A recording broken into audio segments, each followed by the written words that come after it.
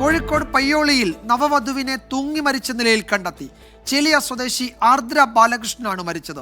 സംഭവത്തിൽ സമഗ്ര അന്വേഷണം വേണമെന്ന് പെൺകുട്ടിയുടെ കുടുംബം ആവശ്യപ്പെട്ടു. ഇന്നലെ രാത്രിയാണ് ചേലിയ സ്വദേശിനിയായ ആർദ്ര ബാലകൃഷ്ണനെ ഭർത്തൃവീട്ടിൽ മരിച്ച നിലയിൽ കണ്ടെത്തുന്നത്. ശുചിമുറിയിലെ ജനാലയിൽ ഷോളിൽ തൂങ്ങിയ നിലയിലായിരുന്നു മൃതദേഹം. വൈകിട്ട് 6 മണിയോടെ ആർദ്രയും മാതാവും ഫോണിൽ സംസാരിച്ചിരുന്നു. പ്രശ്നങ്ങളുള്ളതായി ഈ സമയത്തും പറഞ്ഞില്ലെന്നാണ് കുടുംബം പറയുന്നത്. മരണത്തിന്റെ യഥാർത്ഥ കാരണം കണ്ടെത്തണമെന്ന് കുടുംബം ആവശ്യപ്പെട്ടു.